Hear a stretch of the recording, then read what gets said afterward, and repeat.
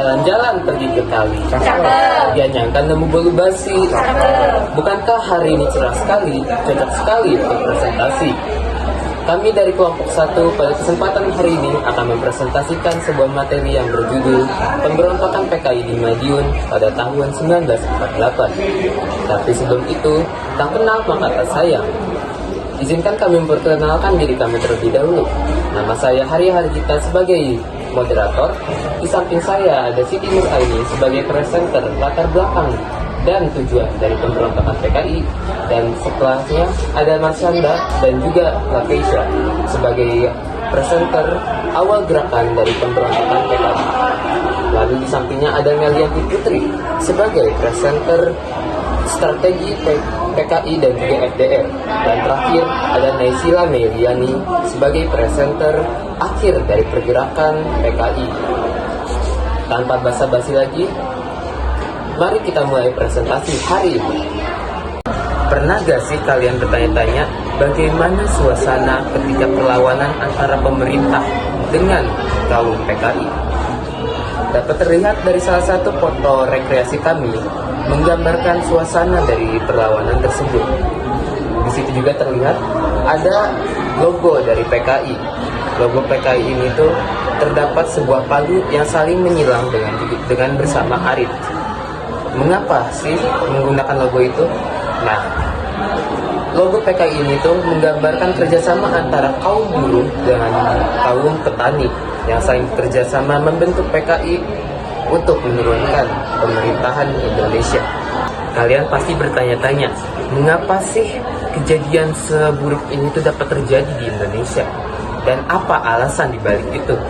Saya persilakan kepada Siti Nuraini untuk memulai presentasinya.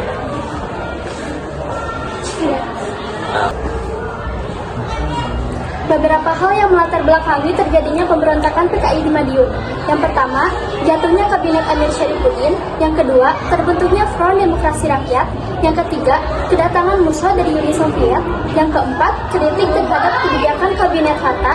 Yang kelima, kedekatan Amir Syarifuddin dan Musa yang memiliki cita-cita menyebarkan ideologi komunisme. Adapun tujuan pemberontakan PKI di Madiun tersebut, yang pertama, membentuk negara Republik Indonesia Soviet. Yang kedua, mengganti dasar negara Pancasila dengan komunisme.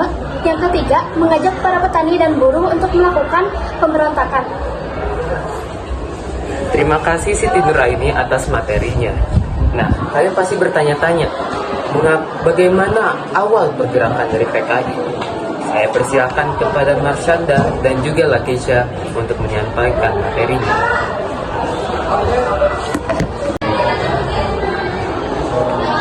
Penandatanganan persetujuan Renville dianggap terlalu menguntungkan pihak Belanda dan Amir Syarifuddin.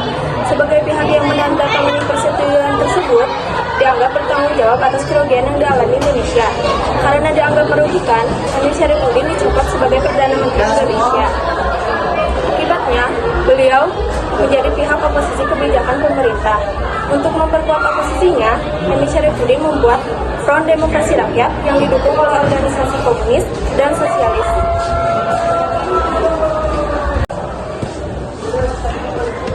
Kedatangan Musa dari Uni Soviet 11 Agustus 1948. Musa datang ke Indonesia dengan membuka jalan baru.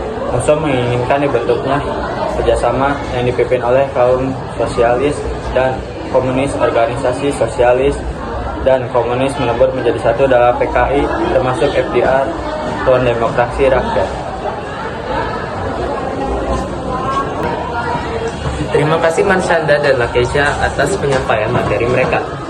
Nah, izin menambahkan, terdapat salah satu foto rekreasi kami yang menggambarkan perjanjian Renville antara Indonesia dengan Belanda di kapal perang Amerika Serikat pada tanggal 18 Desember 1947 hingga 17 Januari 1948. Nah, ini membuat kalian bertanya-tanya, bagaimana sih strategi PKI dengan FDR? Bagaimana mereka melakukan pemberontakan ini? Saya persilakan kepada Melianti Putri untuk memulai presentasinya. Strategi PKI dan FDR. Yang pertama, akan menarik pasukan komunis yang bergabung dalam TNI. Yang kedua, memindahkan pasukan komunis ke daerah yang strategis. Dan yang ketiga, membentuk tentara rakyat. Pada aksi pemberontakan PKI Madiun, Musso memproklamasikan Republik Soviet. Pada tanggal 18 September 1948, menggunakan radio Gelora Pemuda, PKI berusaha mencari simpati rakyat. Musso berusaha mendiskreditkan pemimpin Republik Indonesia. Pemimpin Republik Indonesia bertanggap dengan tegas dengan mengajak rakyat untuk memilih antara Soekarno-Hatta atau Musso, dan rakyat pun tetap memilih Republik Indonesia dengan pemimpinnya Soekarno-Hatta. Terima kasih Melianti atas materinya. Nah, pada izin menambahkan, terdapat salah satu foto rekreasi kami yang dimana menggambarkan penangkapan PKI oleh rakyat sekitar dan juga TNI. Nah, para PKI ini itu ditangkap, diikat, dan juga disiksa.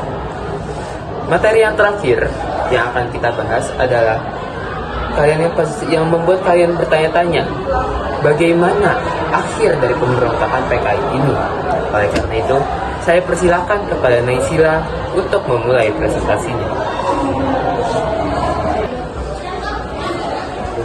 Akhir pemberontakan PKI. Yang pertama, Kolonel Gatot Subroto berhasil mengamankan Surakarta dan sekitarnya.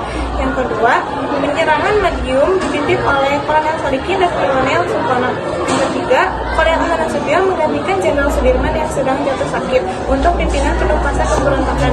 Dan tanggal 30 September 1948, Madiun berhasil direbut kembali oleh TNI. Dalam operasi, Musso ditembak mati dan Amir Syarifuddin beserta para tokoh PKI ditahan dan dijamin hukuman mati. Terima kasih Naysila atas presentasinya. Telah sampailah kita pada akhir presentasi hari ini. Sebelum ditutup, izinkan saya untuk menyimpulkan materi tersebut. Jadi, semua ini berawal ketika Kabinet Amir Syarifuddin mengadakan perjanjian Renville dengan Belanda, di mana merugikan bangsa Indonesia. Hal ini membuat Amir Syarifuddin diturunkan dari jabatannya dan akhirnya dikeluarkan. Namun, karena tidak terima dengan keputusan tersebut, ia akhirnya bersatu dengan sayap kiri membentuk sebuah organisasi yang bernama FDR, di mana mereka bertujuan untuk menurunkan pemerintahan Indonesia.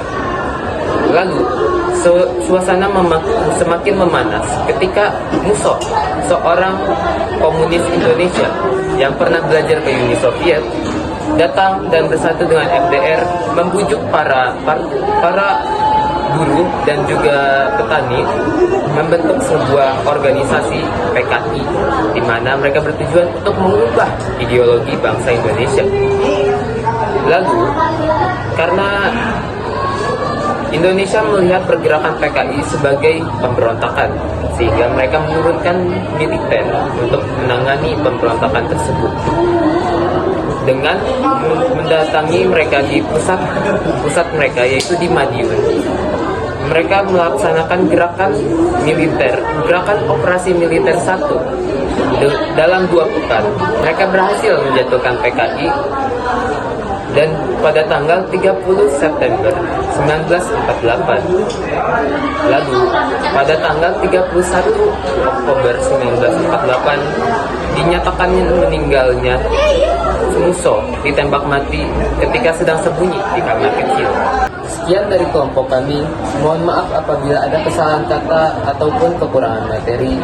Kami pamit undur diri. Wassalamualaikum warahmatullahi wabarakatuh.